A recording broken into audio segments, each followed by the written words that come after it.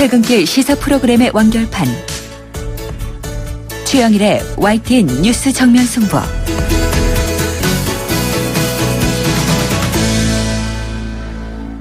YTN 뉴스 FM 뉴스 정면 승부 2부 시작합니다.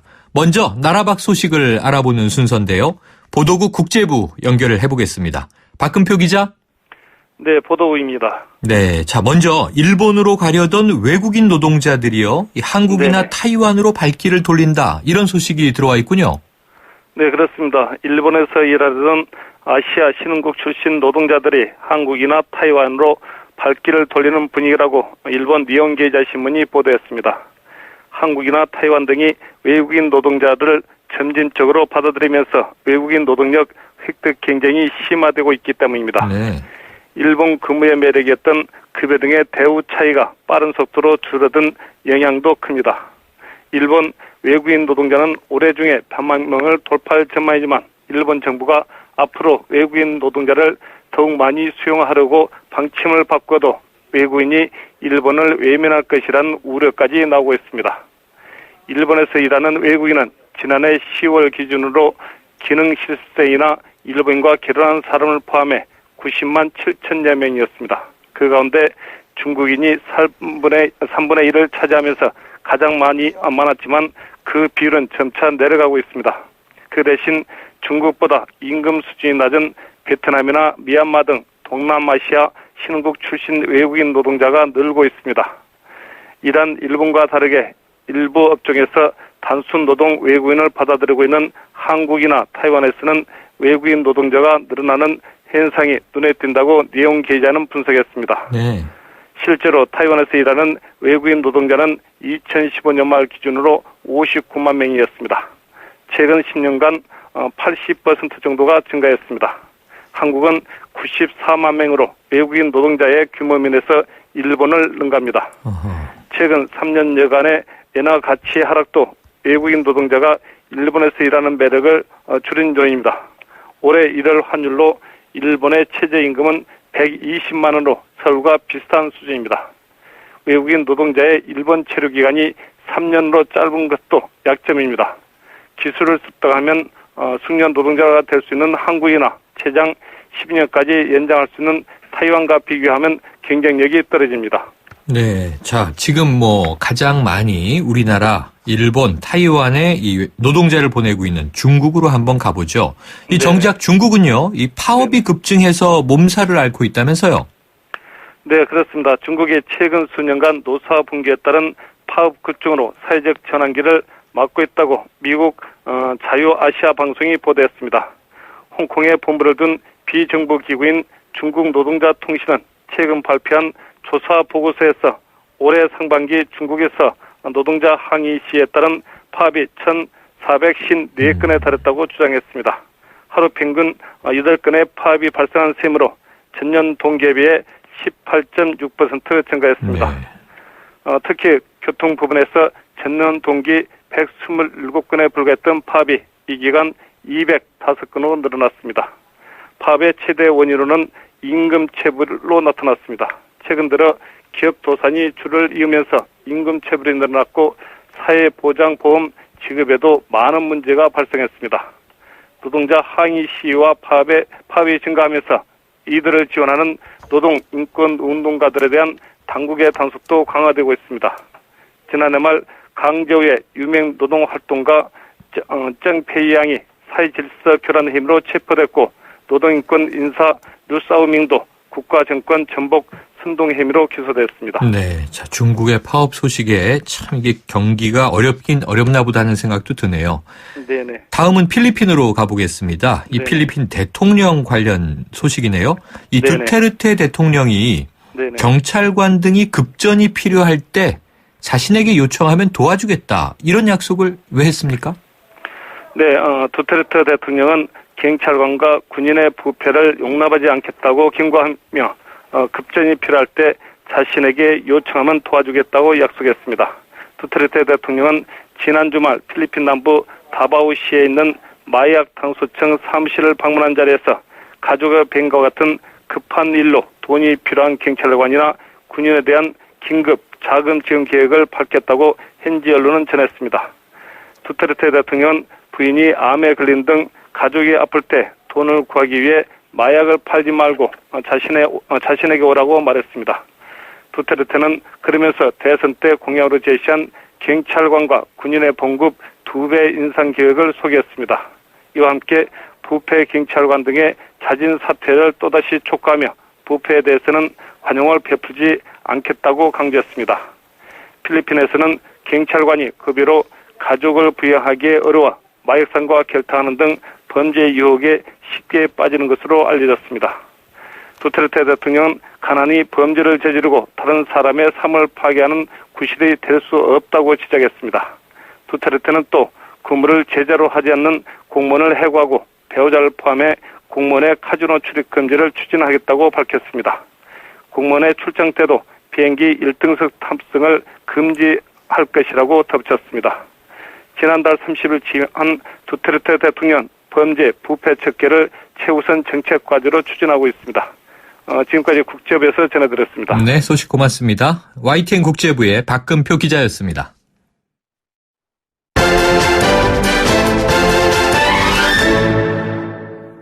네, 이 새누리당이 지난 20대 총선 패배 원인을 분석한 국민백서를 공개했는데요. 총선 참패의 주요 원인으로 공천 파동 등을 꼽았고 또 청와대의 책임론도 일부 제시했습니다. 하지만 이 비박계는 주류 책임론이 빠졌다는 점을 지적하면서 당이 총선 민의를 또 왜곡하는 무책임한 태도를 보였다. 이렇게 비판하고 나섰는데요. 비박계 당권 주자인 정병국 의원, 대표에 당선되면 백서를 재발간하겠다. 이런 공약도 내놨습니다. 직접 연결해서 이야기 나눠보겠습니다. 정병국 의원님 나와 계시죠? 예, 안녕하세요. 정병국입니다. 네, 안녕하세요. 자, 예. 지금 막 말씀드렸는데요. 예. 이 만들다가 만 백서다, 인정할 수 없다, 이렇게 말씀하셨어요? 예, 그렇습니다. 네, 어떤 이유에선가요? 그 백서라고 하면 우리가 4.13 총선을 치르는데 어떠한 그 전략을 가지고 어떤 로드맵을 가지고 어떻게 치르겠다 하는 그것을 놓고 그 당시에 어떤 정책 결정을 하고 하는 과정 속에서 어떤 문제가 있었고 또 이걸 시행하려고 하는 과정 속에서 어떤 환경의 변화가 있어가지고 못했다. 이런 부분들이 이제 적시가 돼야 되는데 네네. 그러기 위해서 사안별로 FGI도 하고 여론조사도 하고 하는 거거든요. 네네, 그렇죠. 근데 이번 백서는 그 기초 자료를 그냥 내놓은 거예요. 아하. 예, 예. 그러니까 기본적으로 아닌 거고, 거기에다가, 이 지금 선거에 심대한 영향을 미쳤다라고 하는 이제 막말 파동이라든지, 진박 논쟁이라든지, 또는 그 영정 가지고 이제 내놔라 말아라. 네네. 라고 하는 유치한 그런 일이라든지, 이런 부분들이 굉장히 국민들을 정말 실망을 시켰던 일들인데, 네네네. 이러한 부분들은 아예 언급도 없어요. 네네. 네, 그러고, 이 결과론적으로 어떤 개파 패권주의에 대해서 굴복하고 말았다. 네네네. 참으로 이 어떤 측면에서는 잘못을 저질러 놓고도 잘못을 반성할 줄 모르는 비겁함이 네. 이번에 또 나타났다. 의원님, 이렇게 보여져요. 아까 대통령 사진 액자. 네. 영정 아니고 존영이라고 하죠. 예, 죄송합니다. 네, 아니, 맞아요, 많이들 죄송합니다. 영정이 아니고 그게 착각하더라고요. 사진, 대통령 사진을 가지고. 맞습니다. 예, 사진을 가지고 내놔라 말라. 네. 이렇게 얘기를 했는데, 그건 정말 넌센스 아니었어요? 그리고 네. 국민들을 분노케 했는데, 그런 부분들 전혀 언급이 없잖아요. 네, 의원님, 그러니까 제대로 된 진단이나 분석이 없고, 예. 그냥 어찌 보면 로데이터를 내놨을 뿐이다. 아까 그렇죠. 비판하셨는데요. 네. 예. 이게 비매품이 아니고 서점에서 한 권당 15,000원에 판매할 예정이라고 하는데, 지금 우리 청취자들이 의원님 말씀 들으면 이거 사봐야 되나 고민할 것 같은데요? 이 정상적으로 백서는 만들어 놔도 잘 안 팔려요. 사실은. 네네. 제가 백서를 한 2차례를 만들어 봤는데요. 네.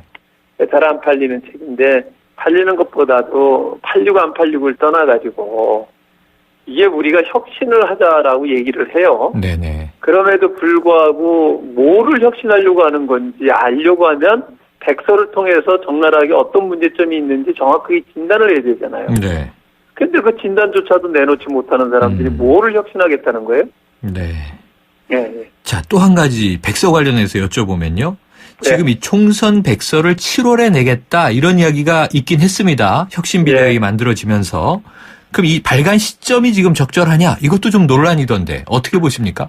이것도 벌써 나왔어야죠. 네. 이것을 내니 안 내니 이렇게 해가지고 지지율 끌다가 마지못해서 여론이 악화가 되니까 이제 내놨는데 이 시점도 저는 적당치가 않다 이렇게 봅니다. 네. 네. 시점도 적당치 않았다. 그래서 저희 당대표가 되시면 진실을 담은 백서를 재발간하겠다 이렇게 말씀하셨는데 예. 그럼 어떤 방향, 좀 어떤 기초로 어떤 백서를 내고 싶으신 건가요? 그 제가 말씀드린 대로 네. 지난 4.13 총선에서 그 당이 어떤 전략을 가지고 총선에 임했고 네. 그 단계별로 전략이 있었을 거예요. 네. 그 전략에 대해서 평가를 하고 그 전략을 세워놨지만 이러이러한 어떤 외부적인 어떤 그 환경 변화라든지 또는 외부적인 사건이라든지 이런 걸로 인해서 이게 그 실행이 안 됐다든지 네네. 또는 당 지도부의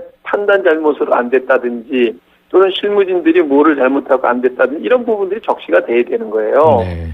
그래야지 그 과정에서 우리가 고칠 것이 나오고 혁신할 게 나오지 않겠어요? 네네. 이것은 백서를 낸다는 누구를 탓하고 누구 잘못에 대해 책임을 묻기 위해서는 게 아니라 그걸 고치기 위해서 향후 그렇죠. 두 번 다시 네. 이러한 시행착오를 거듭하지 말자.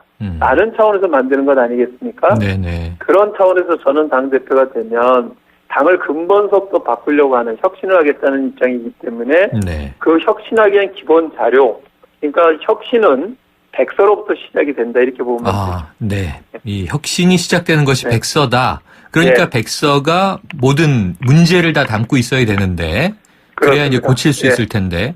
자, 예, 백서에 대한 이제 문제점 예. 한 개를 지금 짚어주셨고요. 오늘 예. 오후에 지금 또 갑자기 터져 나온 소식이라 예. 전화 연결 이렇게 되신 김에 여쭤보면요. 예. 이 지난 총선에서 이 윤상현 의원 녹취록 파문 때문에 사실 탈당한 거 아니었습니까? 그런데 지금 그렇습니다. 새로운 녹취록이 막말 파동이죠. 새로운 네. 녹취록이 또 나왔네요, 오늘.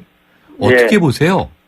결국은 이러한 행태들이 지난 선거에 가장 크게 영향을 미쳤던 건 아니겠어요? 네. 그 당시에 뭐 말들은 무성했지만 구체적인 증거가 없다가 그 막말 파동이 불거지게 됐고 그런데 요번에 또다시 또 다른 네. 이거는 정말 도저히 있을 수 없는 일이 벌어졌어요. 네네. 결국은 특정 후보를 위해서 거기에 도전하고 있는 다른 후보를 협박을 하고 네네. 압박을 해가지고 그 지역에 출마하지 못하게 했다 하는 것은 네. 엄청난 중다치 한 이거는 사건이고 범죄 행위입니다. 아, 범죄 행위다. 네, 이런 일들이 벌어졌다 하는 것은 정말 전 도저히 묵갈 수가 없고 이것은 정말 명명백백하게 당에서도 진상조사를 해야 된다고 봅니다. 근데 이게 그 녹취를 들으신 분들이 오늘 참 난감한 것이 윤상현 의원이 이제 친박계 대표적 주자 아니었습니까, 당시에? 그런데 예비 후보 지역구 교체 압력을 넣으면서 청와대의 뜻을 내가 잘 안다 이런 표현을 썼습니다. 그러면 이게 청와대를 사칭한 행위를 한 건가요? 그렇기 때문에 조사를 해야 되는 거예요. 네. 결국은 지금 소위 말하는 친박이라고 하는 사람들이 대통령을 팔아서 호가호위를 했는데 네. 그게 어디까지냐 하는 겁니다. 아하. 지금 결과론적으로 이분들로 인해서 대통령도 어려워지고 당도 어려워지고 나라도 어려워지는 거거든요. 네. 지금 따라서 저는 여기와 연루되어 있는 사람들이 그야말로 다 대국민 사과를 하고 저는 정말 백의종군한다는 생각하에서 정말 대통령 주변을 떠나야지만 네. 대통령도 살고 당도 살고 아하. 나라도 살 수 있다 이렇게 저는 봅니다. 네네. 자, 이 와중에 이제 전당대회 날짜는 다가오고 있습니다. 지금 예. 이번 주에 모든 언론 보도가 초읽기라고 표현을 한 것이 바로 네. 이 친박계의 좌장 이렇게 불리는 서청원 의원의 이제 출마 선언을 기다리고 있는 것 같은데요.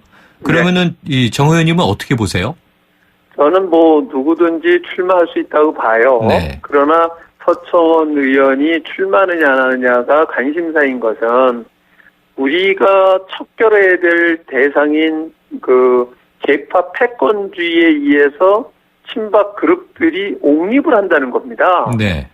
그러면은 이 전당대회의 의미가 뭐냐. 아하. 우리가 전당대회에서 우리가 가장 먼저 척결을 해야 될 게 계파주의인데 네. 계파의 옹립에 의해서 추대받아서 나오겠다 하는 것은 이게 근본적으로 당의 존립을 위해하는 행위를 하는 거다. 네. 그렇기 때문에 여기에 대해서 언론에서도 관심 있는 건 아니겠어요? 네네. 이기고 지구를 떠나가지고 만약에 그렇게 된다라고 하면 저는 당의 존립에 문제가 생긴다고 봐요. 네. 네, 이건 당은 어떤 특정 계파의 당이 아니기 때문에 네. 거기에다가 서청원 의원님만 하더라도 지난번에 최고위원으로서 네. 이 당 4.13 총선 패배에 대해 책임을 지고 네. 물러났던 분 아닙니까? 네네. 그런 분들이 다시 나온다라고 하면 그럼 이번 그 전당대회 의미는 뭔가? 아하. 국민들이 어떻게 바라볼 건가? 그렇기 때문에 관심들을 갖는 것 아니겠어요? 네. 자, 이게 그런데다가 네네. 지금 뭐 윤상현 그 녹취록 이게 폭로되면서 네. 저는 정말 이 패권주의적으로 움직이고 있는 이 그룹들이 네. 저는 정말 진짜 자숙을 하고 그 정말 그 백의종군하는 자세가 아니면 정말 심각한 문제가 도래될 수 있다 이렇게 봅니다. 네. 그런데 저희 프로그램에서 지금 친박계, 비박계 망라해서 당권 주자들 인터뷰를 쭉 이어가고 있는데요. 예. 뭐 이정현 의원이나 이주영 의원 완주하겠다, 단일화는 없다, 또 이렇게 얘기를 하셨어요. 그리고 이제 또 한 가지는 지금 바로 얼마 전에 김무성 대표가 이 지난번 7.14 전대 2주년 행사 열지 않았습니까? 예. 1,500명이 넘게 와서 이제 대성황을 이뤘다는 통화도 저희가 했는데 그 자리에 예. 계셨죠? 있었습니다. 네. 그런데 이제 김무성 전 대표가 이 당선을 위해서는 비박계 후보들 간의 단일화가 필요하다. 이렇게 이야기하지 않았습니까? 이 부분에 대한 고민은 좀 있으세요?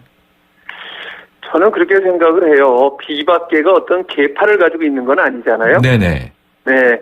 그 친박이 아닌 사람들을 비박이라고 하는 거예요. 맞습니다.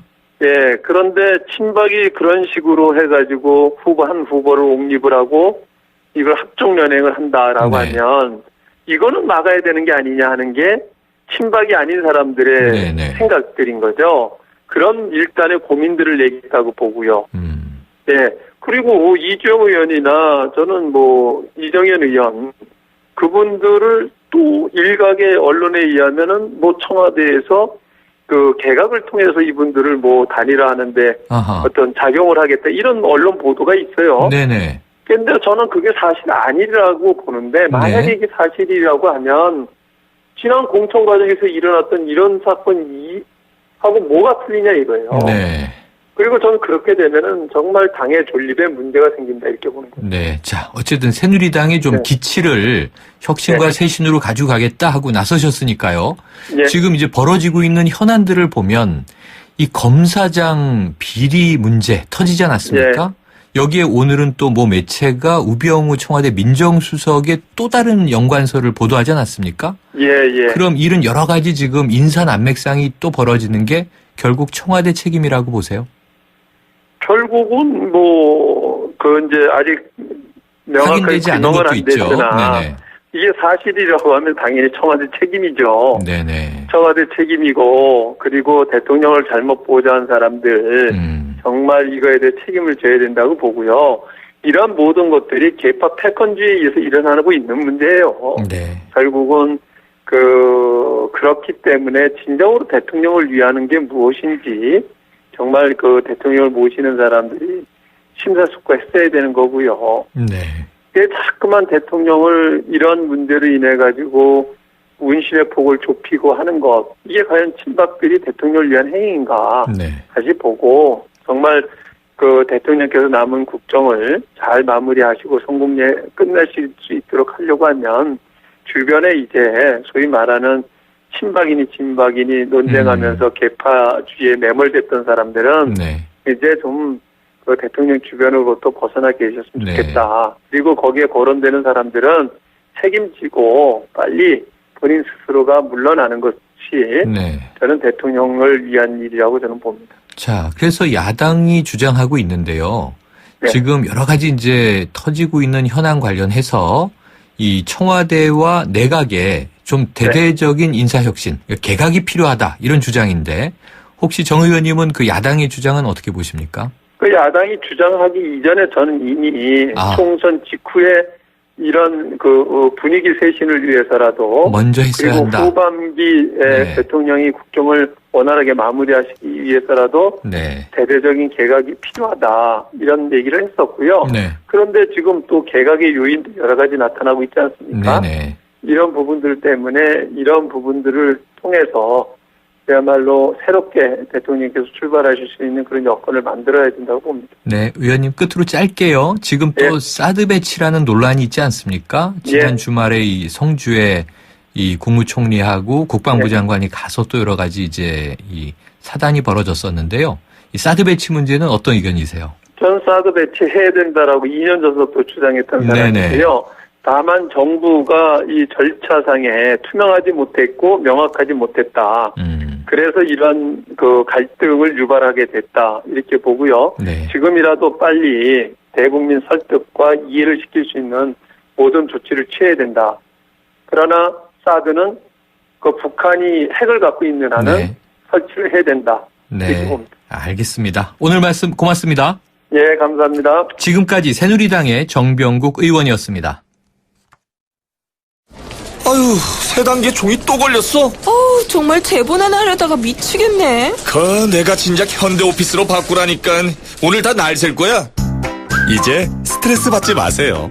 사무기기 전문기업 현대오피스가 책임지겠습니다. 사무기기의 올바른 기준. 현대오피스. 안녕하세요. 김시안입니다. 시원한 폭포 소리가 들리세요? 있는 그대로의 자연스러움을 간직한 폭포처럼 맑고 깨끗한 칠성 사이다가 우리 곁에 있습니다. 변함없이 맑고 깨끗한 칠성 사이다. 박성우입니다. 세상 좋아졌죠? 예전엔 수입차 뽑으려면 발품 팔아 전시장 돌고 손품 팔아 할인 견적 이메일 받고 생고생을 했는데 요샌 수입차 비교 견적 시스템 카비로 손만 까딱하면 확 낮아진 견적의 금리까지 수입차 쉽게 사세요. 카비. 캬캬캬. 배우 박소연 2588 사행시 장전. 2588 대리운전은 오늘도 고객님의 안전을 위해 팔도강산 어디든지 팔 걷어붙이고 달려간다니까요. 좌우로 정렬 2588 좌우가 같네 좌우가 같아 2588 네, 2부 마칩니다. 3부로 돌아오겠습니다.